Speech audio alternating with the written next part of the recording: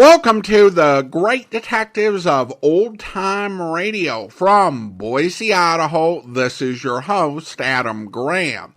If you have a comment, email it to me, box13@greatdetectives.net. Follow us on Twitter at Radio Detectives and check us out on Instagram, instagram.com/Great Detectives. If you're enjoying the podcast, please follow us using your favorite podcast software. Before we get today's program started, I do want to give you a heads up about the Christmas programming that we will be bringing you next week. The Great Detectives of Old Time Radio will be featuring Christmas episodes of Yours Truly, Johnny Dollar, Dangerous Assignment, Mr. Chameleon, and Dragnet. And then encore episodes on Christmas Eve and Christmas Day. In addition, I'll be taking part in a round-robin Christmas crossover with 3 other old-time radio podcast hosts. Next week, I will be a guest on Classic Comedy of Old-Time Radio with Ron Eckelbarger, Old-Time Radio Westerns with Andrew Rhines, and I Love Old-Time Radio with Penny. Then over on the Amazing World of Radio, we will have 3 special Christmas episodes on Tuesday, Thursday, and on Sunday, Christmas Eve. And on the Old Time Radio Snack Wagon, we'll actually be taking the wagon out 3 days next week. Monday, Wednesday, and Friday over at snackwagon.net. So we've got a lot of great programs coming up next week. So be sure and check them out. Well, now it is time for this week's episode of Yours Truly, Johnny Dollar, and we're beginning this week's Johnny Dollar serial. Now, as a reminder, we are going to play episodes 1 and 2 today.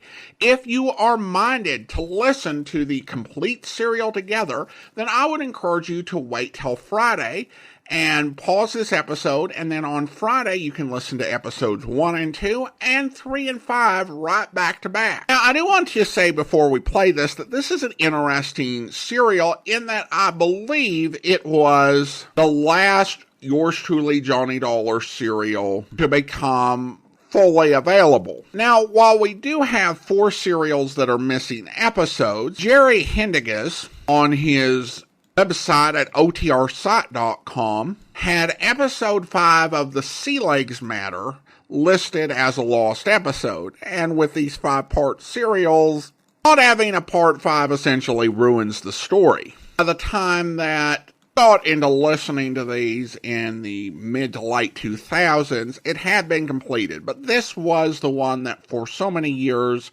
you couldn't really listen to in a complete fashion. So now from July 30th and 31st of 1956, here is the Sea Legs Matter episodes 1 and 2. From Hollywood, it's time now for Johnny Dollar. Hi, Johnny. Say, didn't you tell me one time that you're quite a nut about fishing? What's that? Pat McCracken at Universal Adjustment Bureau. Doggone it, you know you spiked my plans for a fishing trip just a few weeks ago. Oh, yeah. All right. What's on your mind? Big fish, real big fish. You ever hear of Douglas R. Lanfear? Millionaire playboy, sportsman, yachtsman? That's the one. Well, didn't I read somewhere that he was... Yeah, you sure did, Johnny, at the bottom of the deep blue sea. And a $400,000 claim has been filed. You interested? An expense account based on that will be a pleasure.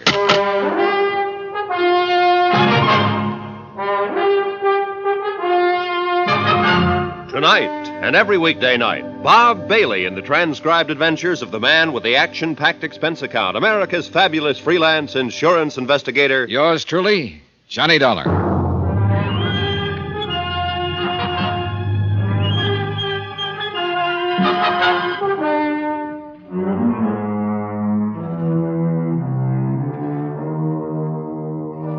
From Special Investigator Johnny Dollar to Universal Adjustment Bureau, Hartford, Connecticut. Following is an accounting of expenditures during my investigation of the Sea Legs Matter. Expense account item 1, 90 cents, taxi from my apartment to the offices of Universal Adjustment, where Pat McCracken was waiting for me with a handful and a head full of information. 2 claims, Johnny, both filed by Constance Lanfear, the wife. Here are copies of them. How come two, Pat? Now, number 1 is against Douglas Landfear's life policy with Greater Southwest Life and Casualty Insurance Company, $250,000. What's the other? $150,000 International Maritime Organization for the loss of the Landfear yacht. 400,000 claims. That's right. Okay, what's the story?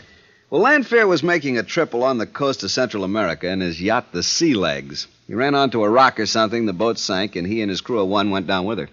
Well, do you have any reason to question the validity of the claim by Mrs. Landfear? 2.5 years ago, Landfear himself filed a claim with International Maritime. It seems he lost a power cruiser in exactly the same place, near the Baldaro Islands off the coast of Nicaragua.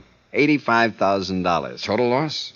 Happened in a spot where not one bit of the wreck could be salvaged. Oh? Where'd you learn that? Local authorities in this small Nicaraguan seaport, and Mrs. Landfear, she was with him on that trip. But she wasn't with him on this one, aboard the Sea Legs. No, or presumably she wouldn't be around to file the claim. Where's Constant Landfear now, Pat? Home, as far as I know, lives on their small estate on Long Island out near the town of Cachag. You want to call her, talk to her? No. I think I'll go down there. Item 2, 2120, fare and miscellaneous to Cutchogue, Long Island. Item 3, a buck even for a taxi from the little station to the Landfear estate. Estate, did you call it, mister? Well, isn't it? Well, it used to be, before the Landfear sold off a lot of it. Well, that's so? Yeah, guess there wasn't nothing else they could do to keep up with that high way of living. Keep talking, fella. Well, the old man, Landfear's father-in-law, well, he had plenty, I guess. But after he died, all the kids seemed to do was spend it. You know what I mean? Fancy yachts, lots of polo playing, Florida in the winter, Maine in the summer, all that sort of thing. Oh, there's a place now, right up ahead there on the right. I looked, and what I saw apparently bore out what the taxi driver had said. A big stone wall surrounded what had evidently been the original, rather vast property belonging to the estate. Square in the middle of it sat what was probably once called a mansion. But small, new, modern homes were crowding in on the old house.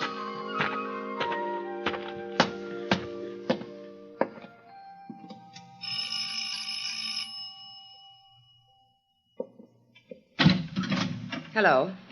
Mrs. Landfear? That's right. I'm Johnny Dollar. I'm representing the Universal Adjustment Bureau in Hartford. Oh, yes, of course. In connection with the insurance. Yes, ma'am. Well, won't you come in, please? Right in here, Mr. Dollar. And do pardon the looks of the place. I'm afraid I've neglected things somewhat since... Well, sit down, please. Thank you. I hope you don't mind answering a few questions, Mrs. Landfear. But since you've already filed claims on the insurance policies, well, I'll try to be as brief as possible. I don't want to seem cold-blooded about it, Mr. Dollar, but the initial shock of losing Doug and the loss of the yacht is past. There's nothing to be gained in just sitting around feeling sorry for myself, particularly in view of the day-to-day problems I have to face. What problems, Mrs. Landfear? To be perfectly blunt about it, financial mostly. Well, I must say your attitude is very commendable. It's a necessary attitude under the circumstances. Now, what may I tell you? If you're sure you don't mind talking about it. I'd like to know all I can about the circumstances surrounding the sinking of the yacht. Well, I don't quite know how to start. We were on just a pleasure cruise. You were along on this trip? Yes. That is up until the day it happened. Oh, why did Doug ever have to... I'm sorry, Mr. Dollar. Well, we were just taking our time, cruising south along the east coast of Central America, doing a little fishing. We'd often taken the Sea Legs down there. That's the yacht? Yes, a motor sailor. Here, on the wall. This is a picture of her. That's Doug on deck. Oh. Isn't she beautiful? 68 feet overall, 20-foot beam, solid teak decking, everything. Yes, that is a good-looking boat. Terrible to lose something as nice as that, isn't it? Yes. Anyhow, along the coast of Nicaragua, Doug decided to put in at San Juan del Perro. That's where the Sea Legs had originally been built. But the sandbar formations have almost ruined San Juan as a port, so we went on up to Bluefields. Oh, yes, I understand that's now the best seaport on the Caribbean side of Nicaragua. You know that country down there? Only from what I've read. Oh. But go on, please. Well, while we were there, he had some work done on our radio equipment. We'd had trouble with it on the way down. Uh-huh. When the work was finished, of course, he wanted to try it out. He'd found a radio amateur in Puerto Gardo, so he asked me to stay on shore while he and the skipper went out to sea. We kept in contact every few minutes while he headed her out toward the Boldero Islands. The Boldero Islands. Isn't that where you lost a power cruiser a couple of years ago? Yes, the Connie O, named after me, and I begged him not to go out there again. Why, Mrs. Lanfear? Because of the treacherous currents between the two little islands, the great deep that lies between them. A terribly dangerous spot with pinnacles of rock that reach up almost to the surface. Well, why did he go out there again? To prove a point. That's all, to prove a point. Look, I'm afraid I don't follow you. Doug had blamed the loss of the Connie O 2 years before on poor seamanship by the man at the wheel. He wanted to prove that he could take a boat through there safely. Oh. Kind of looks like he was wrong, doesn't it? His last words over the radio were that a rock had torn the bottom out of the sea legs. Oh, Mr. Dollar, before the signal stopped, I could hear the crunching of the hull and the sound of the water as it swept in and over, and it was terrible. You sent someone out there right away, of course. Oh, yes, but it was no use. The sea legs was gone. And with it went my husband. And the man with him. And the bodies were never recovered? Before, when we lost the Connie O, we had time to put on life preservers, launch the small boat. I must admit, I wondered how it was. But when the sea legs went down, there wasn't time, and I could hear it over the radio, and it was terrible. It was terrible. I'm sorry. It's all right. I'm all right, Johnny. Mr. Dollar? I may have to go down there, Mrs. Lanfear, and go through the motions of an investigation, you know. But then your companies will pay the claims. I see no reason now why not. It's terrible to have to be so frank about it. But I do need the money, Johnny. I was telling the truth. I didn't see any reason why the claim shouldn't be paid. Perhaps Connie Lanfear's explanation of why she wasn't grieving over the loss of her husband was true. But more than once I wondered if she weren't far more concerned over the loss of the yacht, or about how soon she could collect on the policies. Then that deliberate slip in starting to call me by my first name. Just what are your plans, Mrs. Lanfear? Plans, Johnny? I don't quite know what you mean. Well, suppose the companies make prompt payment on these claims. That'll mean $400,000. Well, really, Mr. Dollar, aren't you overstepping bounds a little bit? Maybe. But if it'll make you feel any better, or if it'll help to hasten a settlement, I'll tell you. I'll sell what is left of this property and leave the country. Leave for where? Somewhere in Europe on the continent. Alone? I beg you. Of course, alone. Sorry, I just wondered. Doug and I were too close to even think of my having boyfriends, or whatever you want to call it. The more I think about it, the more I resent that question. No particular implication meant, Mrs. Lanfear. Next thing, you'll start implying that the sea legs wasn't wrecked at all, that Doug is still alive somewhere, and that if you can't dig them up out of the sea, your precious companies can somehow contrive to keep the money that is rightfully mine, can get out of paying off on what I thought was a legitimate... The more she talked, the more I became convinced that something was very wrong about this case. I let her vent her fury on me. It was simulated fury, I thought. Then I called the taxi again and left. Oh, no, sir, mister. You're all wrong. Them Lanfears, they was thick as 2 peas in a pod. Say, tell me, did you ever notice any particular friends either of them may have had? Well, there was always throwing them big parties. That's what you mean. Big society-type brawls. No, I was thinking of girlfriends for him or boyfriends for her. Oh, no, sir. No, sir. He was her, she was his, and no playing around. Not like most people in that set. And I know. I know everything goes on in Cutchalk. Back in New York, I found that the best immediate routing to Nicaragua was by plane to Dallas, then to Mexico City, and finally to Managua on the West Coast. I made a reservation on the Dallas plane immediately, that's item 4, and then spent $1.40, that's item 5, on a phone call to Pat McCracken back in Hartford. Well, sure, Johnny. If you think it's important enough, you have my full permission. Yeah, I've already made my reservation for the first leg of the trip. Well, now, don't go overboard on the expense account. Pat, how you talk. But you really smell a rat, huh? Well, look, according to report, the Lanfears were real buddy-buddy. She loved him, he loved her. Yet only a couple of weeks after his death, she's a lot more concerned over the loss of their boat than she is over him. Oh? You think perhaps... I don't know what to think. Meantime, if you can afford it, why don't you have somebody keep a check on her? Well, sure, Johnny, but with what specifically in mind? I don't know. After all, I didn't have any real concrete reason for feeling that this case was fishy. It was more a hunch than anything else, but a real strong one. And I felt that after my visit to her, Connie Landfair would do something. Just what, I hadn't the least idea. But whatever it was, I wanted to know about it. It was a couple of hours later that I started to pick up the telephone to order a cab to the airport. Johnny Dollar. This is Pat again, Johnny. Oh, hi. I ordered a man to keep tabs on Connie Landfair. Good. It's your old friend, Detective Randy Singer. Fine. Hey, but you know what? What? She seems to have left town in a hurry. No trace. Uh-oh. You still going to Nicaragua? Yeah. But keep looking for her. Right. Expense account item 6, $475. Taxi and tip to LaGuardia Field, where my ticket and seat reservation were waiting for me. Within a few minutes, I was comfortably ensconced in my seat by the window. The passenger door was closed, and the big plane's engines were warming up for the trip to Dallas. Then suddenly, the cabin door opened again. A feminine figure skipped lightly in and plunked herself down on the seat next to mine. Well, how nice. Mrs. Landfair. Surprise, Johnny?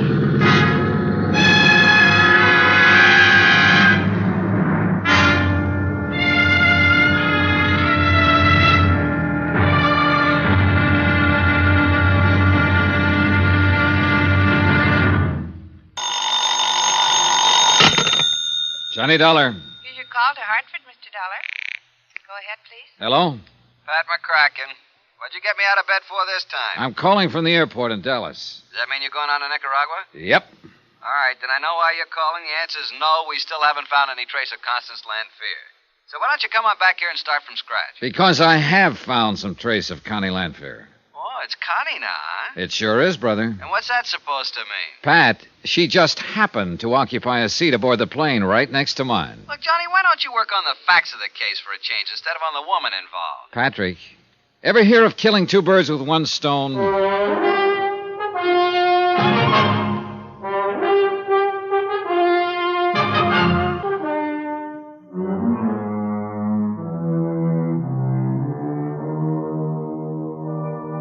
From Special Investigator Johnny Dollar, location Bluefields, Nicaragua, to the Universal Adjustment Bureau, Hartford, Connecticut. Following is an accounting of expenses incurred during my investigation of the Sea Legs matter.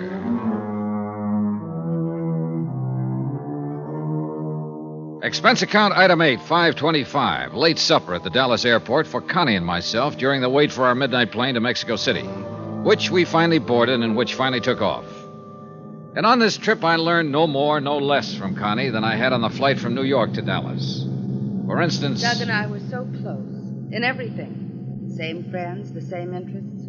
That's why we always took the long yachting trips together. Did everything together. As a matter of fact, I felt that her somewhat overdone assurances of how much she loved her late husband could have been to throw off any suspicion I might have that she'd done him in. Another, for instance. I still can't get over the coincidence of our both deciding to go to Nicaragua at the same time. But believe me, Johnny, Mr. Dollar, I'm just as anxious to clear up this whole thing as you are. The more I thought about it, the more certain I was that it was not just coincidence that had put her on the same plane with me, and the more leery I felt. I know the country so well, too. I think I told you the Sea Legs was built in a small shipyard in San Juan del Paro. That's south of Bluefields. Yeah, that's at the lower end of the East Coast, isn't it? You do know something about Nicaragua, don't you? Oh, only what I've seen on the maps. Oh. Now, let's see. We can get a plane from Managua to the East Coast? Oh, yes. Nicaragua boasts 2 or 3 commercial airlines. I'm sure at least one of them makes a direct flight to Bluefields. That's where we put in with the Sea Legs, you know, before the beautiful thing went down between those awful Boldero Islands. And took your husband with her. Oh, yes. Poor Doug. There it was again. More apparent concern over the loss of the Sea Legs than over the husband she claimed to have loved so much. And still no explanation of why she decided to go back to Nicaragua. Her decision must have been sudden, too, right after I'd seen her at her home on Long Island. From Mexico City, we took a deluxe 4-engine plane to Managua, But the last leg to the city of Bluefields was in a 2-engine something that looked like war surplus tied together with baling wire. At midnight, we signed into the Providencia Hotel and after a hearty meal retired to our respective rooms to make up for lost sleep. I had not planned to wake up at 6 a.m., but fate decreed otherwise. What? Ha! You're still in bed. Yeah, sure. Just a minute, I'll get up and open the door. No. Do not disturb yourself, dear sir. Huh? There, you see, there was no need to disturb yourself. Well, now, just a minute. Who are you? Oscar Patrick Vladimir Posquero. At your service. Oscar Patrick, what? Hey, you, my dear Mr. Dollar, may just call me Oscar now that we are working together. Working together? Whatever gave you... Welcome to Nicaragua. And no matter what your needs, I, Oscar Patrick Vladimir Posquero, will provide them for you. For a small financial pittance, of course. Here, let me straighten your pillow. Hey, look, wait. There now. Wait a minute. Where did you get the key you just used to open this door? As you can see, Mr. Dollar, I am prepared for everything. That is why I can be of such unestimable service to you. Oh, now who the devil is that? The breakfast I ordered for you, of course. Here, my good man. I will take the tray. You may collect the tip some other time. Get lost. Is this a gag of some kind? Mr. Dollar, how can you say such a thing after I just saved you paying that menial servant a big tip? Here now. Tomato juice, orange juice, cream, chip beef on toast, eggs, Benedict lamb chops, scrambled eggs, little sausages, toast, honey, jam, and coffee. You expect me to eat all of that? If I am to be of help to you in this important campaign, I must keep my strength up. Oh, I beg your pardon. And at my expense, of course. Of course. After all, nowhere else in Central America can you get such invaluable help as I can give you. Yeah, well, just what gives you the idea I may need your help? A good question. Here, let me prop you up on your pillow so that you can enjoy this delectable food. Oscar. There you are. Oh, now the chip beef and toast. It doesn't look so good this morning, so I shall take that. And the lamb chop. Oscar, will you please... Now, to business. While you enjoy your breakfast, that is. No. Please don't wait for me, Mr. Dollar. Look, to begin with, how did you know my name? Easy. You signed the hotel register. Okay, but then how did you know? And who has not heard of the famous freelancing insurance instigator with such a lovely, big, fat expense account, huh? Lucky man. So that's what appealed to you. Yeah, of course. And who am I, Oscar Patrick Vladimir Posquero? Yeah. Exactly. Who am I that I shouldn't learn a couple of tricks or two from such a great man? Oh, brother, seems to me you've learned plenty already. Thank you. And that is why I shall be of such magnitudinous assistance to you in the sea legs matter. For a pittance, you understand. Say, $100 a day. How about 10? 90. 20 then. 70. 40? 30. 50? 20 a day and not one penny more. Sorry, Oscar, but you are not hired. Oh, Mr. Dollar, you bleed me to the quick. How else could you solve this case without me? Do you really know something about the sea legs? And how did you know I came here to investigate it? In the second place, what else would such a distinguished instigator be doing than the case of the American boat lost in the Buldara Islands, especially coming here with Mrs. Lanfear? All right, go on. And in the first place, because I know all about it. All right, Oscar, tell me this. Do you think there's anything phony about the loss of the sea legs? I am sure of it. It was a crime of the first and second water. Why? Because you are here. You can do better than that. All right. Because I am always sure there is something crooked going on until the guilty ones are proved otherwise, or until the innocent ones are proved whatever is left, which is besides the point because I was sure of it in the first place. Yeah. Anyhow, the first thing for you to do is make a trip to Portugaldo.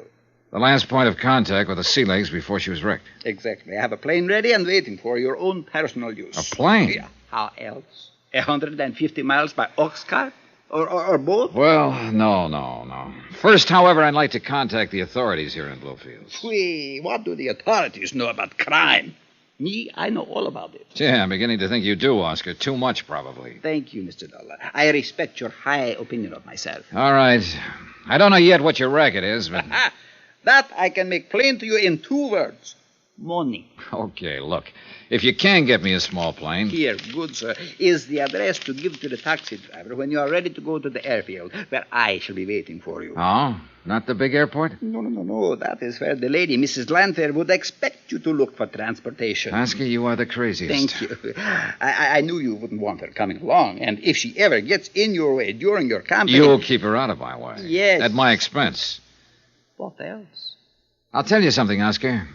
If there is a wrong angle to this case, I can't help wondering if she isn't a part of it. You read my mind. You see, we are like brothers under the chin. You say you have a plane all ready to go. A charter plane. Then we can be on our way before Mrs. Lanfear knows we've left. Hey, you want to set the tray over there so I can get up? Oh, yes, of course. I'll set it right over here on the... Hey, wait a minute. What are you going through my pockets for? Oh, just accepting a small tip for bringing up your breakfast. Thank you.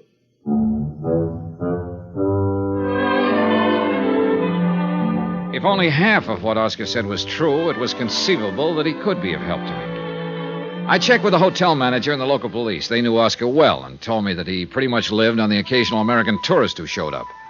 That he acted as guide, chauffeur, pilot, anything for a price.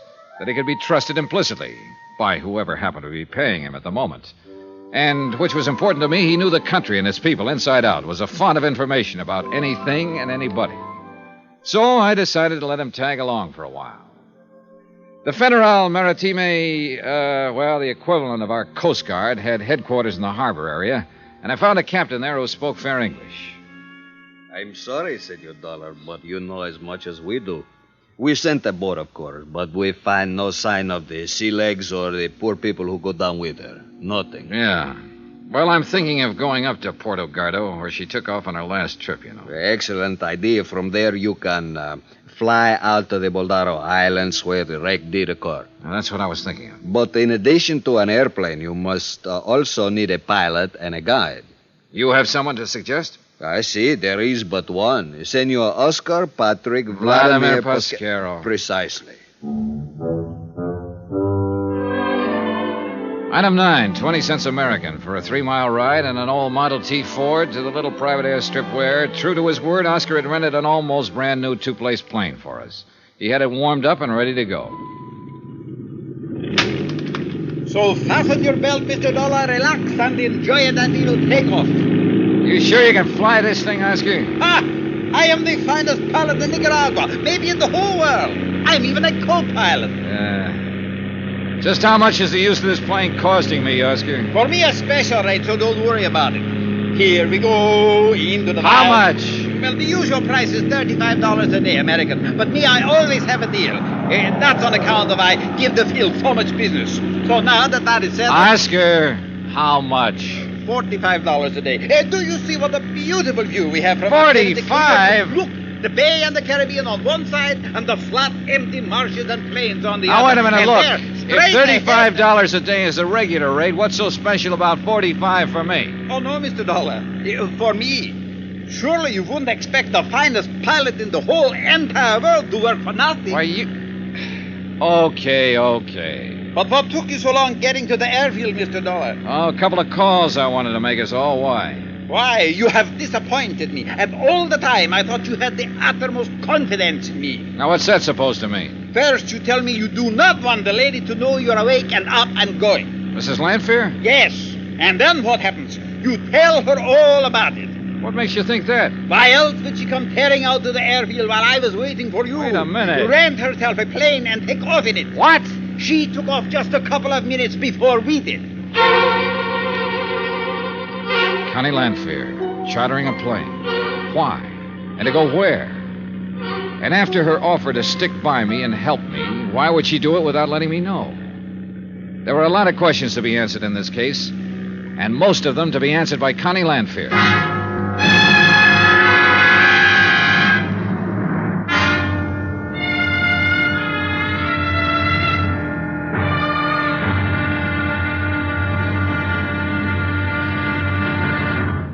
Now, here's our star to tell you about tomorrow's episode of this week's story. Tomorrow, the sea, the rocks, and dear old Mother Nature bring some pretty startling facts to light.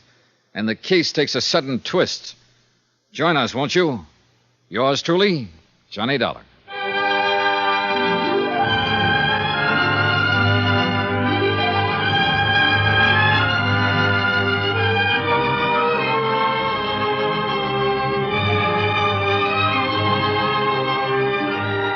Yours truly, Johnny Dollar, starring Bob Bailey, is transcribed in Hollywood. It is produced and directed by Jack Johnstone, who also wrote this week's story. Be sure to join us tomorrow night, same time and station, for the next exciting episode of Yours truly, Johnny Dollar. Roy Rowan speaking.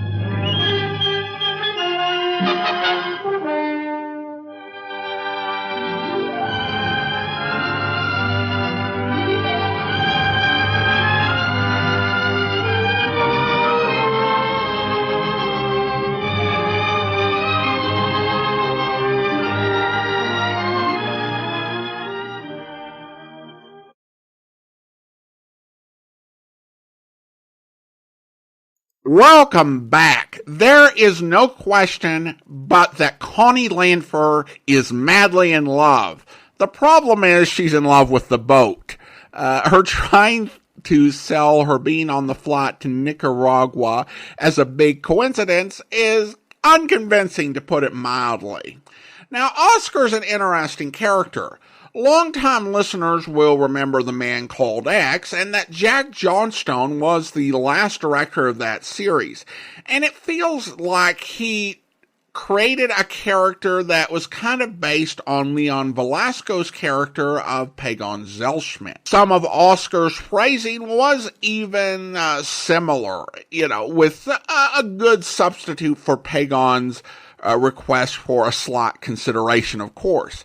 In addition to being like Pagon, Oscar has that genuine Russo-Irish-Mexican heritage that really adds something to a character. Now, Oscar makes a reference to Johnny being famous, and it's worth noting that the idea that Johnny's adventures are on the radio in universe hasn't been introduced yet, as it would be later in the Johnstone era. So here I just interpret that as Oscar puffing Johnny up to get the soft touch. Well, now we turn to listener comments and feedback. And this question by email from Derek, who writes, Adam, can you tell me what is the suspenseful music in Johnny Dollar? It's 4 of the same notes with a pause, then the 4 notes again. It just happened while Johnny was on the boat and was seeing people he recognized, the Star of Cape Town matter. Is it just for Johnny Dollar, or is it an actual song? Always gives me the creeps like something bad is about to happen. Thanks for the question, Derek, and I think that's definitely the intent. I don't think it's part of an actual popular song. Generally, with Johnny Dollar, there are 2 possibilities. First, it could be from a music library. And this was something that many programs, particularly on NBC, did. Starting in the 50s, you would buy the rights to use this library, various musical cues. And to this day, sound designers will often use music and sound effect libraries for video games, audio dramas, and a whole lot of other projects. Another possibility is that this was an original bit of music that was composed by Ricardo Amerigo. So that's my best guess. If anyone is aware of, say, what music library it came from, or if it's got a source outside of a music library, I mean, I've been wrong before, feel free to send me an email and let me know at box13@greatdetectives.net. And then we go over to YouTube, where Shane comments regarding the long shot matter. And he writes, I watched a documentary on eyewitness testimony. Human eyewitness testimony is horribly unreliable. It's an interesting debate because I think oftentimes we have the idea that eyewitness testimony is the best possible evidence, and that physical evidence is merely circumstantial. In reality, there's a lot that can be fallible about eyewitness testimony, depending on a variety of factors. While in many ways physical evidence can be more reliable, there are also ways to make mistakes with the collection of it. It can also lead to problems or misinterpretations. And it's a complex issue. I think that the only thing that I can offer is that everyone has to be diligent about making sure that we get things right, starting with the police officers who make arrests, prosecutors, courts, juries,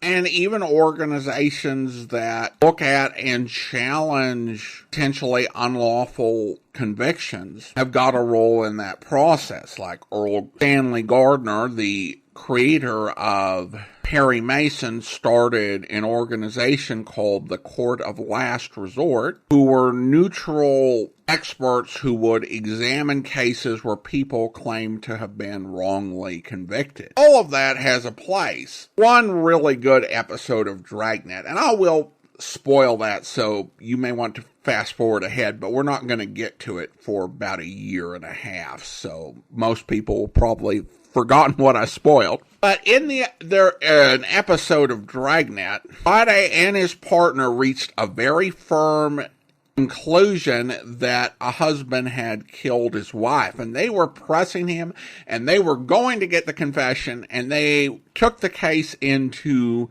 Lee Jones in the crime lab, and he just kind of took them through step by step and showed the reason you think he's guilty is you entirely misread the scene. You messed up. To me, that shows the type of diligence you need throughout the entire system. Now we go over to YouTube, where I did a poll asking listeners their opinion on Stephen Dunn's run as Sam Spade. And so far, and this is with 119 votes in, and YouTube polls don't generally close, but 61% great, 26% good, and 13% fair. And some of the listener comments, Mike said he felt a little stiff at first, but I think that he grew into the role. Melanie said he did a good job, but had the disadvantage of coming after Howard Duff, who really managed to make the role his own, even coming after a great film star. Daryl said he had to fill big shoes. Howard Duff had made that character his own, but he did an admirable job taking over. Stephen Dunn was a talented radio actor. And then Peter says, I really didn't think he'd come close to matching Howard Duff in this role, but I'm happy to say that I was wrong. A couple listeners were a little less enthused. Ronser wrote, he had to replace a legend. He did okay, but Howard Duff will always be Radio Spade. Penny says, I'm hooked on Howard Duff. And Angel said, he did fine, but lacked the spark, the whimsy, the seeming bridled fierceness that Howard Duff had. The chemistry between Spade and Effie was not just effortless, but energetic when Lorene Tuttle volleyed Duff, less so with Dunn. Steve Dunn's voice was an astonishing match for his predecessors. Really astonishing. But 99.5 just don't do. That the switch was obliged because the network caved to political correctness is a side story we don't have time for.